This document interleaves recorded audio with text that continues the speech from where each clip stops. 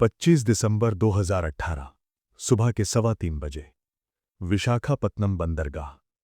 Christmas की रात की खामोशी में एक कंटेनर शिप MV ग्लोरी बिना किसी औपचारिक घोषणा के डॉक करती है। कस्टम विभाग के सबसे अनुभवी अधिकारी ACET यानी anti corruption and enforcement team के संयुक्त निदेशक विक्रम सिंह को एक गुप्त सूचना मिलती है कि इस जहाज में सिर्फ कच्चा माल नहीं है। उनके हाथ में एक मुखबिर का फोन है जो फुसफुसाते हुए कहता है, सर, ये कंटेनर खोलेंगे तो देश का सबसे बड़ा डेटा लीक का राज खुल जाएगा। पर ये कोई डेटा नहीं, ये तो देश का दिल है जिसे बेचा जा रहा है। ये कोई एक घटना नहीं थी, ये एक बहुत बड़े आर्थिक युद्ध की पहली लड़ाई थी। एक ऐसा नेटवर्क जो पिछले 5 सालों से चुपचाप भारत की सबसे बड़ी ताकत, उसका मानव संसाधन, को चुरा रहा था। और उस चोरी का नाम था इल्लीगल ब्रेन ट्रेन यानी अवैध प्रतिभा पलायन। भारतीय खुफिया एजेंसियों, विशेष रूप से इंटेलिजेंस ब्यूरो के पास 2015 से एक खतरनाक रिपोर्ट थी। रिपोर्ट के मुताबिक एक विदेशी खुफिया एजेंसी जो भारत की तरक्की से परेशान थी, ने एक नई परियोजना शुरू की थी।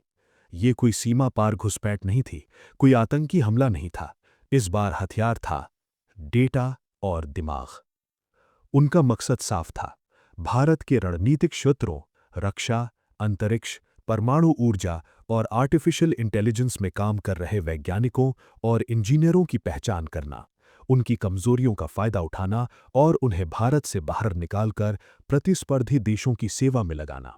ये कोई साधारण भर्ती नहीं थी, ये एक राज्य प्रायोजित, संगठित अपहरण था जिसमें पैसे, सेक्स और ब्लैकमेल तीनों का इस्तेमाल होता था। लेकिन इस जहर को समझने के लिए, इस साजिश की जड़ों तक पहुंचने के लिए हमें 2 साल पीछे जाना होगा। 2016 में बेंगलुरु के एक एयरपोर्ट पर एक युवा एरोस्पेस इंजीनियर अभय शर्मा को विदेश जाने से रोका गया। उसके पास 50 लाख रुपए का एक अनऑथोराइज्ड ट्रांजैक्शन था। पूछताछ में पता चला कि एक विदेशी महिला से उसकी दोस्ती हुई थी जो असल में एक डीप कवर एजेंट थी।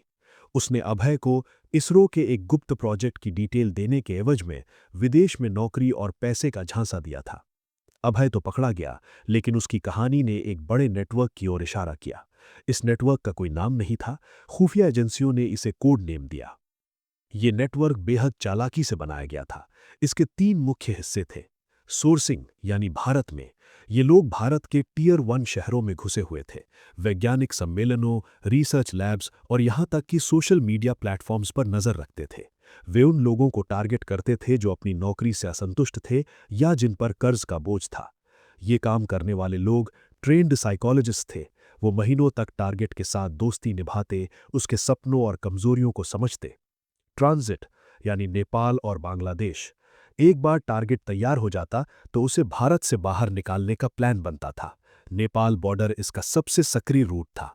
भारत नेपाल खुली सीमा का फायदा उठाकर टारगेट को पहले काठमांडू ले जाया जाता, फिर वहां से फर्जी पासपोर्ट पर दुबई या यूरोप भेज दिया जाता।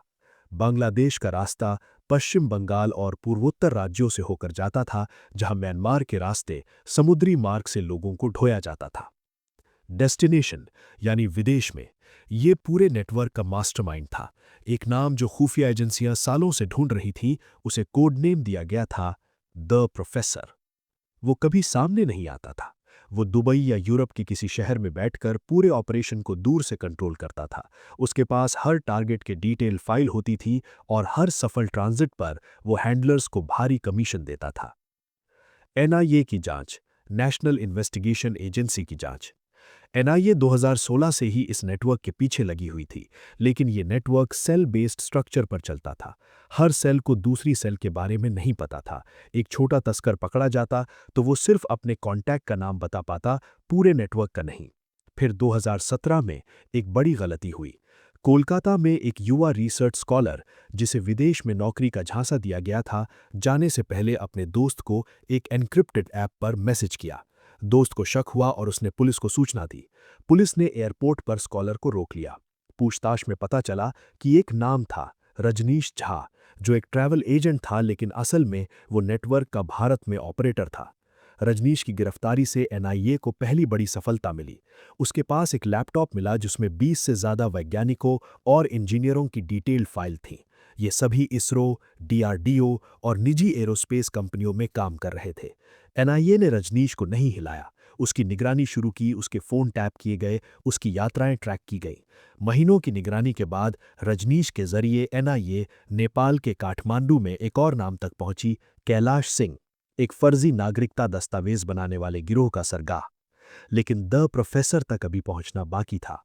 एनआईए ने धैर्य रखा। वे जानते थे कि अगर वो अभी जाल खींचेंगे तो बड़ी मछली बाहर निकल जाएगी। 2018 का अंत आया। खुफिया एजेंसियों को पता चला कि साइलेंट ट्रेड नेटवर्क अब सिर्फ वैज्ञानिकों को ही नहीं बल्कि डिफेंस डेटा को भी चुराने की योजना बना रहा है। ये डेटा एक हार्ड ड्राइव में भरा हुआ था जिसे विशाखापत्तनम बंदरगाह से समुद्री मार्ग से विदेश भेजा जाना था, जैसे कि वो कोई सामान्य कार्गो हो। यहीं से एनआईए ने अपना सबसे बड़ा ऑपरेशन शुरू किया। उन्होंने कस्टम विभाग के साथ मिलकर एक योजना बनाई। उन्हें पता था कि जहाज 25 दिसंबर की रात को आएगा। तारीख इसलिए चुनी गई थी क्योंकि क्रिसमस की छुट्टियों में सुरक्षा कम रहती है।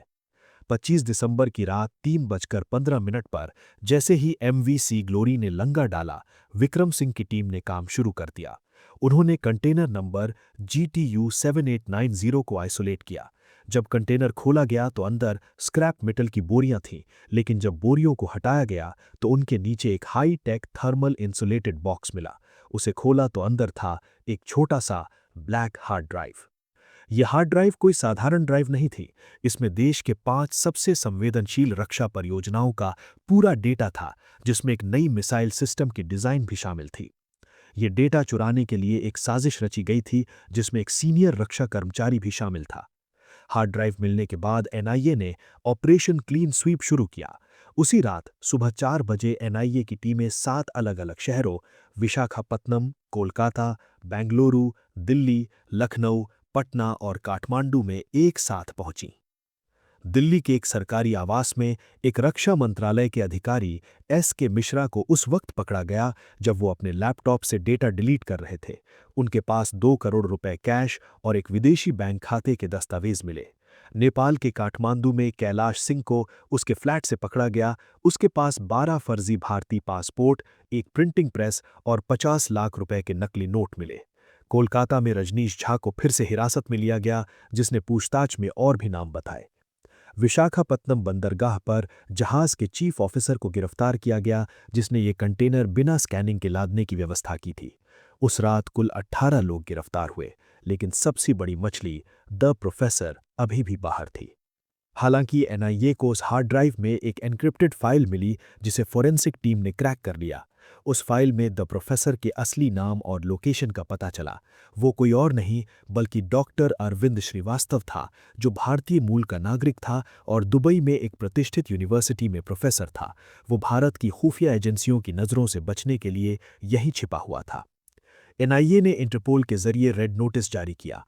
जनवरी 2019 में डॉक्टर अरविंद श्रीवास्तव को दुबई एयरपोर्ट पर तब गिरफ्तार किया गया जब वो यूरोप भागने की कोशिश कर रहे थे। उसे भारत प्रत्यर्पित किया गया। एनआईए की अदालत में चली लंबी सुनवाई में ये बात सामने आई कि ये नेटवर्क पिछले 5 सालों में 30 से ज़्यादा भारतीय वैज्ञानिकों और इंजीनियरों को विदेश भेज चुका था। इनमें से 18 अब भी विदेश में थे और उनके खिलाफ लुकआउट नोटिस जारी किए गए। 2021 में एनआईए की स्पेशल कोर्ट ने फैसला सुनाया। डॉक्टर अरविंद श्रीवास्तव को आजीवन कारावास, के मिश्रा को 15 साल की सजा, बाकी 17 आरोपियों को अलग-अलग सजाएं जिनमें 5 से 10 साल की सजा शामिल थीं। लेकिन क्या ये साजिश पूरी तरह से खत्म हुई? नहीं। जैसे ही एक नेटवर्क खत्म होता है, दूसरा जन्म ले लेता है। डेटा चोरी, ब्रेन ड्रेन और इकोनॉमिक एस्पियोनाज की ये लड़ाई आज भी जारी है। सोशल मीडिया पर फेक प्रोफाइल, लिंक्डइन पर नकली रिक्रूटर और विदेशों से आने वाले संदिग्ध प्रस्ताव, ये सब उसी जाल का हिस्सा है। ऑपरेशन साइलेंट ट्रेड ने एक बात साबित कर दी कि भारत की ताकत सिर्फ उसके परमाणु बम या मिसाइल में नहीं, बल्कि उन दिमागों में है जो उसे बनाते हैं। और जो कोई भी उस दिमाग को चुराने की कोशिश करता है, चाहे वो कितना भी चालाक क्यों ना हो, भारत की एजेंसियां उसे उसकी मंजिल तक पहुंचने से पहले ढूंढ निकालेंगी। ये लड़ाई न बंदूक से लड़ी जाती है, न तोप से। ये लड़ाई लड़ी जाती है एक जांच अधिकारी की उस जिद से, जो क्रिसमस की ठंडी रात में भी किसी कंटेनर को खोलने का हुक्म देता है और पूरे देशद्रोह के नेटवर्क को ढा देता है। क्योंकि दुश्मन का हथियार अब बम नहीं, बल्कि डेटा और पैसा है।